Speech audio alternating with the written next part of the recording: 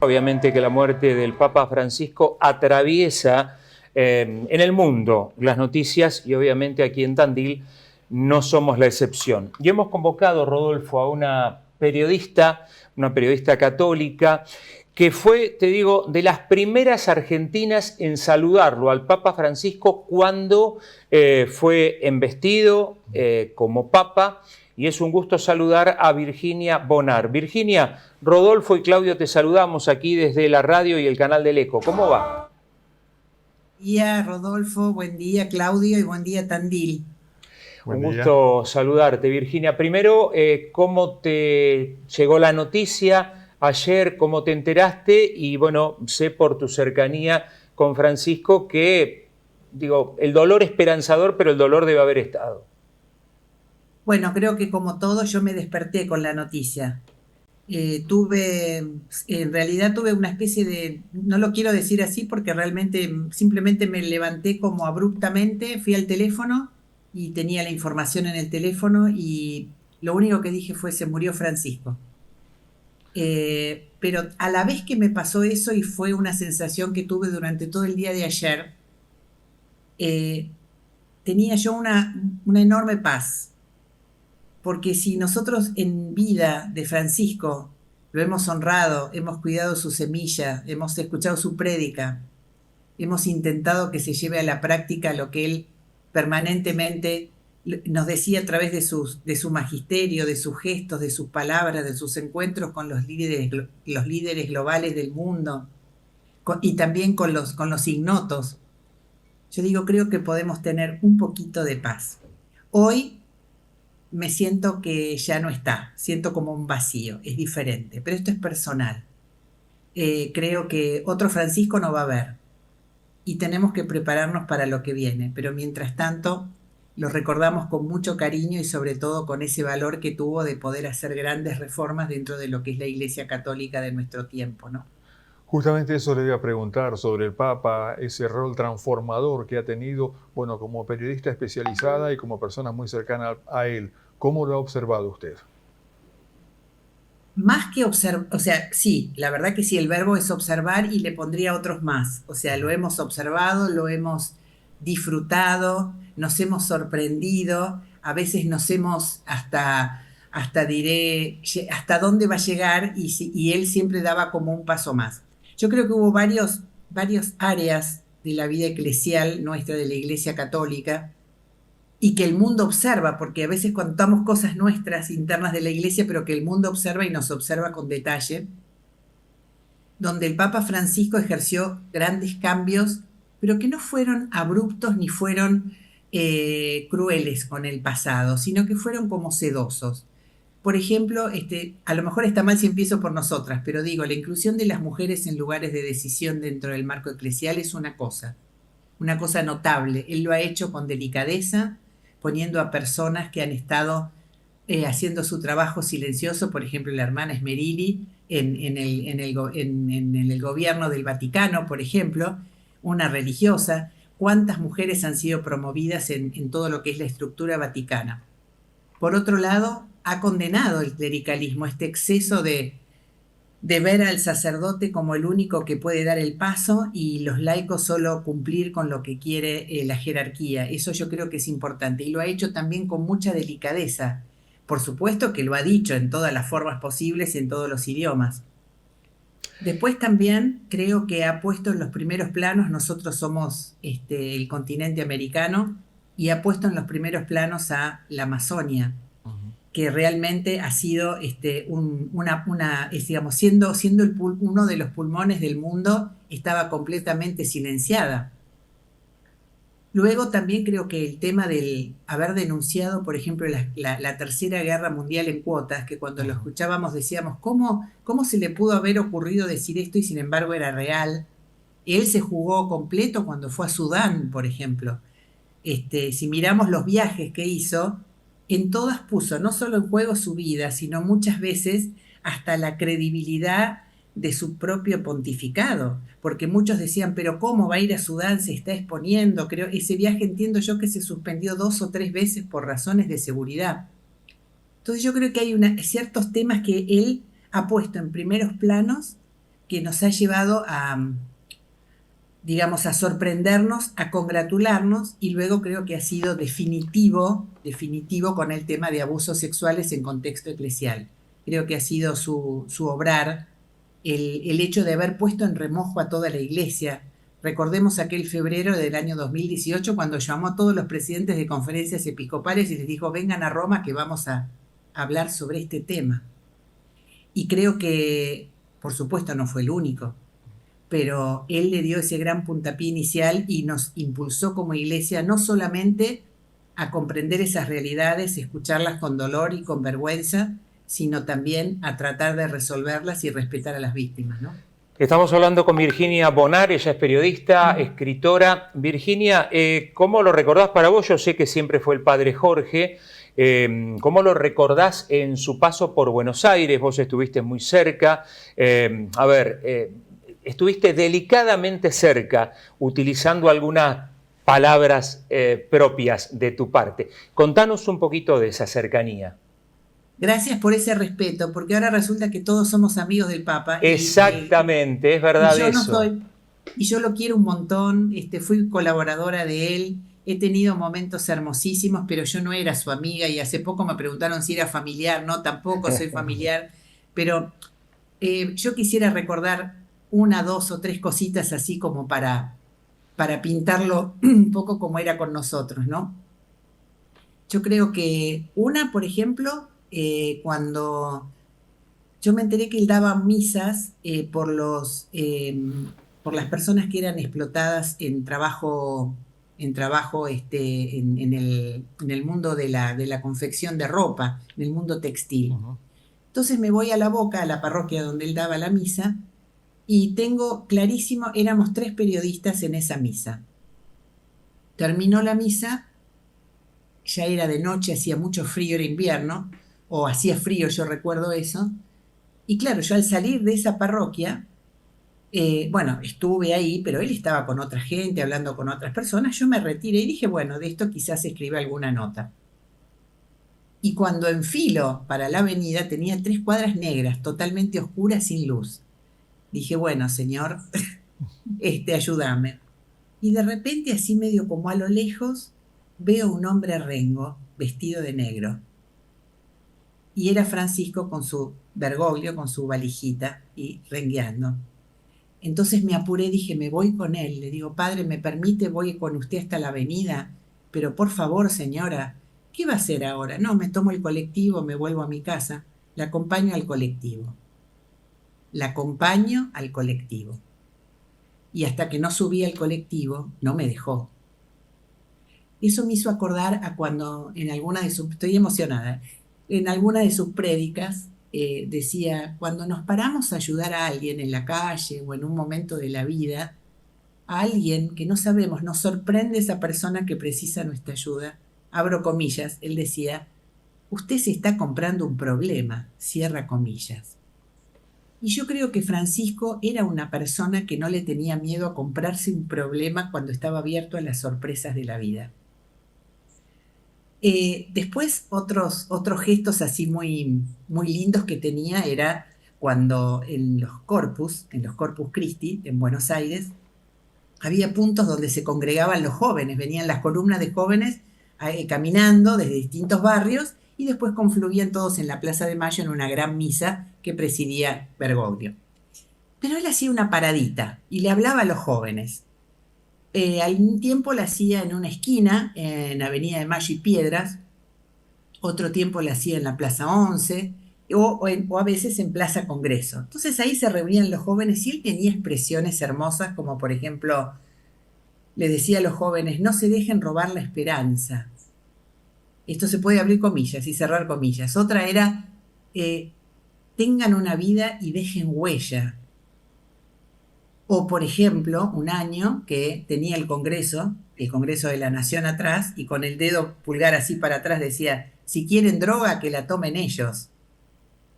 Estaba cuidando a los jóvenes.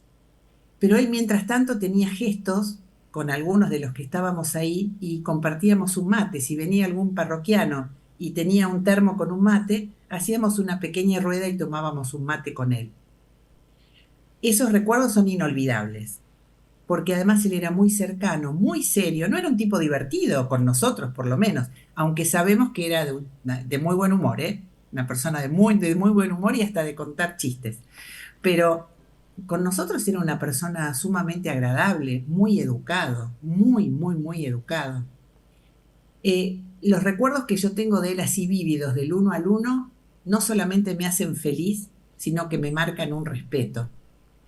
En una oportunidad, yo en ese momento estaba colaborando con el área de comunicación de la Conferencia Episcopal y él terminaba su mandato como presidente de la Conferencia Episcopal. Entonces, bueno, en el equipo que estábamos trabajando en ese momento surgió la idea de entrevistarlo a Bergoglio, cosa que era algo imposible, porque no daba notas, no atendía a nadie. Bueno, me dijeron, a ver si podemos conseguir la entrevista. Bueno, la conseguimos y nos concedió una media hora. Súper educado, yo voy con uno de mis hijos que es fotógrafo, entonces mi hijo tomaba las imágenes y habíamos armado un pequeño cuestionario. Por supuesto, la primera pregunta, si alguien está terminando un ciclo de 6 años de gestión de gobierno de la iglesia local, nacional, la primera pregunta es, bueno, padre, ¿le gustaría hacer un breve balance de su gestión durante este año? No, no, o sea, imagínense, Claro. Claudio o Rodolfo, que vos te estás con tu cuestionario y la primera pregunta te dice que no. Digo, bueno, pasemos a lo que sigue. Sí, por favor, me dijo. Y después seguimos fantástico y hablamos de un montón de cosas y me acuerdo que nos dijo una frase que si ustedes la googlean la van a encontrar, eh, cuando en un momento dijo, yo soy solo un obispo cualunque. Yo soy solo un obispo cualunque. Tenemos unas imágenes hermosas de ese día, nos dio la bendición a mi hijo y a mí. Y claramente lo que me pidió cuando nos despedimos fue, en ese momento que estábamos por salir con esta entrevista, por favor esta nota no la firmen. No, no, padre, esta nota no la firmamos. Nosotros sabíamos que la relación que él tenía con el periodismo en Argentina, estoy hablando de Argentina, él tenía conversaciones con todos los periodistas, pero no entregaba, no daba notas. Yo creo que tenía una gran noción de la importancia de lo que significaba comunicar y tengo una intuición, a lo mejor sí, a lo mejor no. En una ocasión yo le hice un reportaje a un amigo de él de la infancia y la adolescencia y me comentó que alguien le había dicho que había tenido una premonición de que él iba a ser papa. Quizás por eso nos pedía que recemos tanto, quizás por eso estaba como, no sé, quizás acá en Buenos Aires arrancarle una sonrisa era muy difícil. Después cuando lo vimos reír en Roma dijimos, mira vos, tenía dientes, era una cosa increíble. Pero bueno, quizás él sabía que tenía esto por delante, esta enorme tarea de llevar el barco de Pedro hasta ayer, 21 de abril de 2025. Y justamente usted lo mencionaba a lo largo de este comentario que nos realizaba, la humildad como una de las características y también la búsqueda, bueno, siempre tratando de alejarse del lujo y de ser el mismo Bergoglio de siempre, ¿no? Era un hombre simple, era un hombre sencillo, no tenía muchos rulos, ¿no? No sé, era una persona de un trato muy simple. Y sin embargo, cuando llegó al papado, nos dimos cuenta de que su pensamiento altamente complejo era una persona brillante. Me contaban algunos jesuitas que él había sido un 10 absoluto mientras fue alumno, pero cuando vos estás estudiando, sos seminarista dentro de lo que es la Compañía de Jesús, no te dan en la época de Bergoglio, no sé cómo será ahora, no le daban las notas, o sea que él nunca se enteró, pero era un hombre brillante. Bueno, con eso tengo una anécdota muy linda, que es cortita, A ver. en una reunión de asamblea plenaria en La Montonera. No, en la casa de San Miguel todavía, no en La Montonera, en la casa de San Miguel, en la casa de las Hermanas de la Misericordia. Yo estaba organizando un pequeño encuentro con medios y en un momento me acerco a una mesa para hacerme un té. Y él estaba tapado así por el diario La Nación, tamaño sábana, ¿no? Claro. Y baja el diario y me dice, ¿cómo le va? Bien, padre, bien. Me dice, ¿quiere que le haga un té? No, padre, me lo hago yo. No, pero por favor, se lo hago yo. Entonces se levanta y me hace el té. Y me dice, ¿y cómo va todo? ¿Cómo se portan sus amigos? Le digo, no, va todo muy bien. Le digo, padre, le digo, cuénteme así que que estaba leyendo. Me dice, mire, yo todas las mañanas leo este diario, lo leo muy temprano, pero ahora lo estaba releyendo. Y ahí paró y me miró y me dice, ¿sabe lo que a mí me pasa? Yo desde que soy muy chico, yo leo un poquito un texto y ya sé lo que dice. Es como si fuera algo, yo entiendo lo que rápidamente, así que yo el diario lo leo muy rápido. Un don de persona muy inteligente, un dotado. La última, cuando lo eligieron papa estabas en Roma, estabas en el Vaticano y tenías que hacerle un regalo. Esto que Virginia nos va a contar en su momento salió por todos lados, por todos los medios. Contalo vos, por favor. Lo único que siempre quedó la preocupación de la bombilla de tu marido. Bueno, es que mate y bombilla quedaron allá y espero que sigan y que estén allá. No, a mí me tocó cubrir el cónclave, que lo eligieron a Francisco Papa, estando allá trabajando. Fue un momento inolvidable y él sale elegido el 13 de marzo del 2013. Y el 15 de marzo a la noche, yo me estoy yendo de la sala de prensa del Vaticano y me avisan que estaba invitada al besamanos, que era el día siguiente, el día que el Papa había designado, el 16 de marzo del 2013, la primera reunión con todos los periodistas que estábamos reunidos allá cubriendo su nombramiento, su designación. Yo no lo podía creer, era algo extraordinario. De 6.000 periodistas presentes, elegidos 40, y yo estaba entre esos 40. Bueno, imagínense, lo mínimo que pensé, dije, ¿qué le puedo regalar al Papa? Salí muy desorientada, la noche romana, eran como 8:30, 9 de la noche ya, estaba todo cerrado, tenía encima tenía que vestirme toda de negro porque el protocolo y yo no tenía todo negro, así que tuve que mezclar el gris con el negro, bueno, fue un lío. Pero lo que no tenía era algo para regalarle. Y cuando llegué a mi habitación, vi mi mate y dije, le voy a regalar el mate. Así que lo lavé, lo puse a secar, le escribí una carta que la puse adentro del mate y fue el mate que le entregué al día siguiente. Y yo le había pedido 5 cosas en esa carta. Y él cumplió absolutamente todo. No eran pedidos personales, sino que eran pedidos globales, universales, para todos, para toda la humanidad. Y no dejó ni uno solo sin cumplir. Haberle regalado el mate a mí me trajo muchas situaciones extraordinariamente divertidas. Tener que explicarle a un búlgaro qué es un mate es algo extraordinario también. Tuve la gracia de que 2 amigos míos políglotas me organizaran ahí un poco la salida de ese día extraordinario, ese encuentro con periodistas, haberlo podido decirle, padre, eso fue un mensaje privado, él también me dijo algo, y fue muy hermoso. Y creo que después tuve oportunidad de verlo a los 2 o 3 días también, y yo le pedí que me bendijera todos mis elementos con los que yo trabajo para ejercer mi profesión. Y esa bendición siempre la extendí a todos mis colegas. Y también quisiera hacerla ahora, porque así como la resurrección es eterna, las bendiciones también. Así que a todos los colegas les extiendo esa bendición que me dio a mis humildes herramientas de trabajo. Un teléfono, una cámara.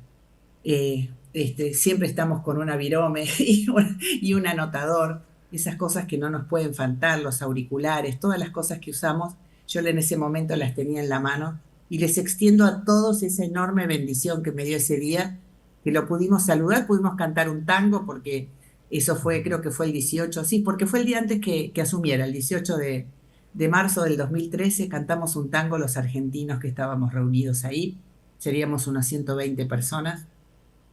También cantamos canciones de misa y lo vimos feliz.